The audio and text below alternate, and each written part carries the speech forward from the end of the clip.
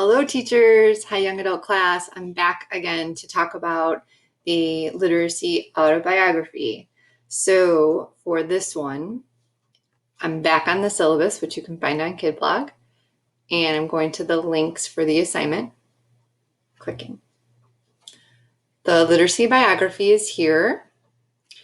We talked a little bit about this in class, and you kind of got going into looking for a memory from your reading experience as a person, a place, and you did a little sharing in class. So that sort of could be an anchor for your piece. And I want to just review a little bit of the expectation for that.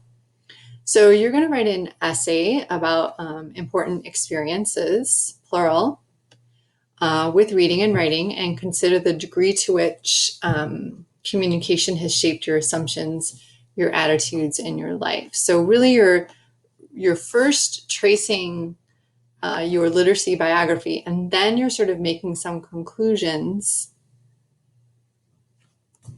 I'm going to add a little bit here.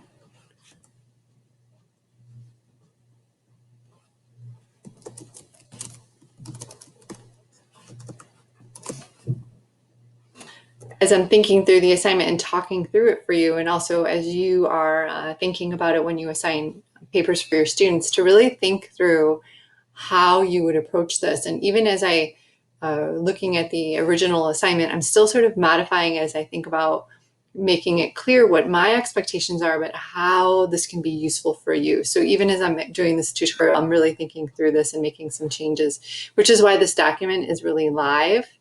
But I'm adding a couple things here. Okay, so let's back up.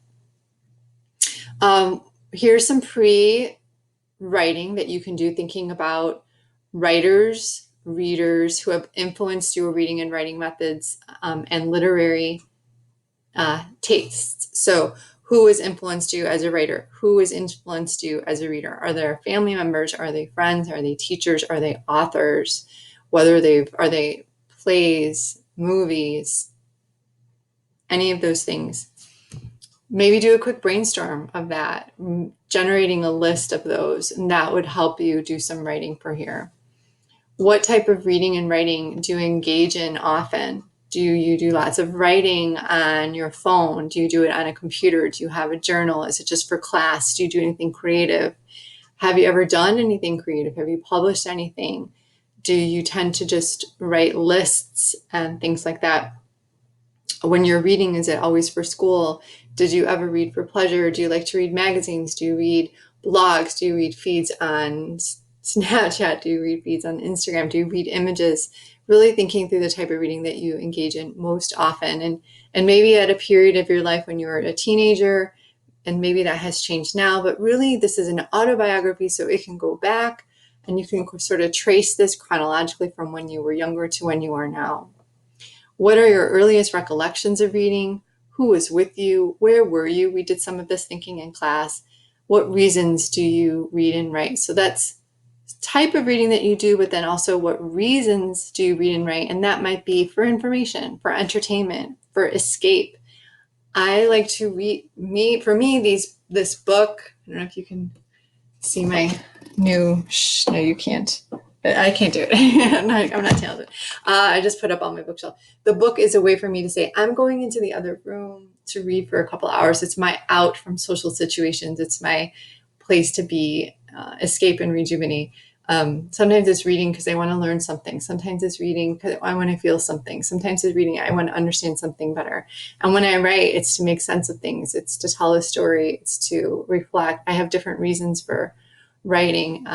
So some of that too. So do a little bit of pre-writing on these things, maybe just jotting down some ideas. Of course, you can interview friends and family members if you're trying to remember a certain book. The idea behind this is that your classmates who are your colleagues, you might end up working with some of them someday, and me, you're telling us your story. And the purpose is really to just think about how you became a reader so that when you teach other readers, you know that there are different reasons for writing and different reasons for reading and different preferences, and the impact of our family really has on our reading lives. So the minimum is 800 words. The thing about KidBlog is that it can track your words for you. So if you're on KidBlog and you make a new post, You have to type in your title.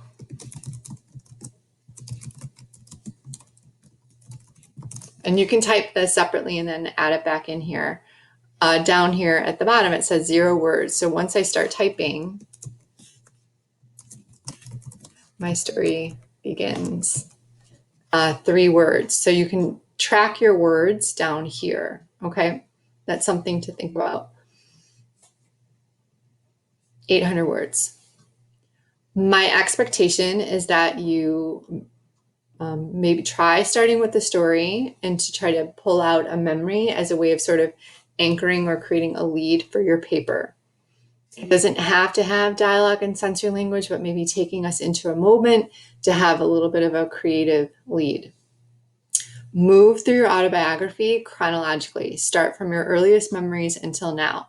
The form of this is autobiographical essay that indicates chronology. So you can like start later in your life, do a flashback, then tell your story, and then go back to another time. So you can play with the sequence a little bit, but I'm expecting you to talk me through early memories, high school memories, more recent memories of reading. Mention specific people, places, titles of books as much as you can. Elaborate on the significance of each stage as you can. So I think in class I talked about my family being very large and being quite under-resourced, and that some books were an escape for me, and it was also a place to assuage some of my hunger so I could read. It was a distraction for me, right? Stories and books were a way of escaping my reality. I made up a lot of stories when I was younger. I liked looking at books that had stories. And I had a journal in high school that I would write like love poems and things like that too, and pour out my heart and cry and these things. I would never be mortified if anyone saw these things. Later in life, I wrote, more recently, the novel that I wrote is because I had to get some of this pain and trauma off of my chest, and to do that in fiction was a great way to do it. And now, I read so that I can have the right book for students, but I think I also told you in high school I didn't read very much. So those are some of my just initial memories, but I have to then put them in chronology to make sense for someone to read this autobiography. So your conclusion should kind of have some sort of assumptions, attitudes, and beliefs about, what did it say up here? Of how your reading and writing experiences have impacted your assumptions, your attitudes, and your life. So assumptions about the world, assumptions about yourself, assumptions about reading. What impact has this had on you? You can say that my negative experiences have had an impact to make me want to be more of a teacher in a different way. My positive experiences help me recognize the value of a story. So if any of you are doing this 5-day writing challenge with me on ethical ELE, you can see how writing and reading other people's writing has such a visceral, emotional impact on the way that I see things. I actually start like noticing poetry everywhere I go when I'm writing poetry. It's kind of interesting. Before you publish it, use Grammarly. I don't know if you're familiar with Grammarly. It's a free extension that you can put on KidBlog. It will check it for you. Read it out loud to yourself. Do a spell check, or reading it out loud to yourself to make sure that there's a flow and no typo concerns. You can insert images of books. You can move between narrative and expository. You can insert quotes. Those are a few things too. But again, the minimum is 800 words, and you want to make sure you put that on KidBlog before class. And if you can bring a hard copy, that would be great. It's not the end of the world if you cannot. I understand. Sometimes printing costs, and I'm all about saving money.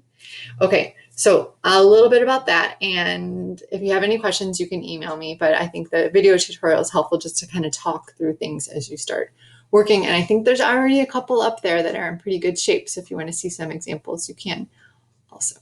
Okay. All right. I'll see you on Monday.